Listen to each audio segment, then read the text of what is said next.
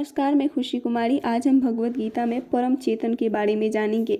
किस प्रकार परम चेतन ईश्वर जीव से समान है। चलिए तो आज हम शुरू करते हैं। परम चेतन ईश्वर जीव से इस प्रकार से समान है।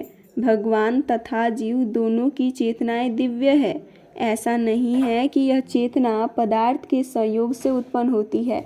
ऐसा विचार भ्रांति मूलक है।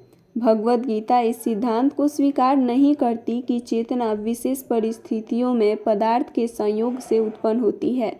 यह चेतना भौतिक परिस्थितियों के आवरण के कारण विकृत रूप से प्रतिबिंबित हो सकती है। जिस प्रकार रंगीन कांच से परावर्तित प्रकाश उसी रंग का प्रतीत होता है, परंतु भगवान की चेतना भौतिकता से प्रभावित नहीं होती है। भगवान कृष्ण कहते हैं, मायाध्यक्षेण प्रकृतः। जब वे इस भौतिक जगत में अवतरित होते हैं तो उनकी चेतना पर भौतिक प्रभाव नहीं पड़ता। यदि वे इस तरह प्रभावित होते तो वे दिव्य विषयों के संबंध में उस तरह बोलने के अधिकारी न होते, जैसा कि वे भगवत गीता में बोलते हैं। भौतिक कलमशग्रस्त चेतना से मुक्त हुए बिना कोई दिव्य जगत के विषय में कुछ नहीं कह सकता। अतः भगवान भौतिकता से कलुषित नहीं है, परंतु हमारी चेतना अभी भौतिक कलमश से दूषित है। भगवत गीता शिक्षा देती है कि हमें भौतिकता से कलुषित इस चेतना को शुद्ध करना है। शुद्ध चेतना होने पर हमारे सारे कर्म ईश्वर की इच्छा से जुड़ जाएंगे और इससे हम सुखी हो जाएंगे।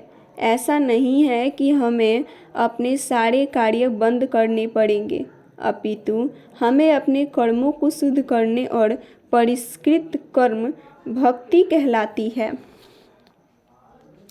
भक्ति में किए गए कर्म सामान्य कर्म जैसे प्रतीत होते हैं, किंतु वे कलुषित नहीं होते। एक अज्ञानी व्यक्ति भले ही भक्त को सामान्य व्यक्ति की भांति कर्म करते देखे, किंतु ऐसा अल्पज्ञानी मूर्ख यह नहीं जानता कि भक्त या भगवान के कर्म अशुद्ध चेतना या पदार्थ से कलुषित नहीं होते। वे माया के तीनों गुणों से परे होते हैं। जो भी हो, हमें यह जान लेना चाहिए कि अभी हमारी चेतना कलुषित है। जब हम भौतिकता से कलुषित होते हैं तो हम बद्ध कहलाते हैं। मिथ्या चेतना का प्राकट्य इसीलिए होता है कि हम अपने आप को प्रकृति का प्रतिफल उत्पाद मान बैठते हैं। यह मिथ्या अहंकार कहलाता है।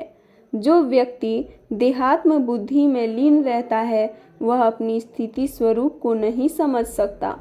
भगवत गीता का प्रवचन मनुष्य को देहात्म बुद्धि के जीवन से मुक्त करने के लिए ही हुआ था और भगवान से यह सूचना प्राप्त करने के लिए ही अर्जुन ने अपने आप को इस अवस्था में उपस्थित किया था। व्यक्ति को देहात्म बुद्धि के जीवन से मुक्त होना चाहिए। अध्यात्मवादी के लिए प्रारंभिक कार्य यही है। जो मुक्त होना चाहता है, जो बंधनों से छूटना चाहता है, उसे सर्वप्रथम यह जान लेना होगा कि वह यह भौतिक शरीर नहीं है। मुक्ति का अर्थ है भौतिक चेतना से स्वतंत्रता। श्रीमद्भागवतम में भी मुक्ति की परिभाषा दी गई है। मुक्ति का अर्थ है इस भौतिक जगत की कलुषित चेतना से छूटना और शुद्ध चेतना में स्थित होना।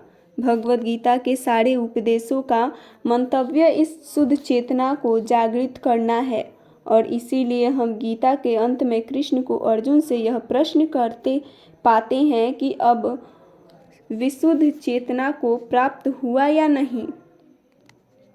शुद्ध चेतना का अर्थ है भगवान के आदेशानुसार कर्म करना। शुद्ध चेतना का यही सार है। भगवान का अंश होने के कारण हम में चेतना पहले से ही रहती है, लेकिन हम में प्रकृति के निकृष्ट गुणों द्वारा प्रभावित होने की प्रवृत्ति पाई जाती है, किंतु भगवान परमेश्वर होने के कारण कभी भी प्रभावित नहीं होते। परमेश्वर तथा क्षुद्र जीवों में यही अंतर है। यह चेतना क्या है? यह चेतना है मैं हूँ की भावना। तो फिर मैं क्या हूँ? कलुषित चेतना में मैं हूँ का अर्थ यह है कि मैं सर्वोसर्वा हूँ, मैं भोगता हूँ।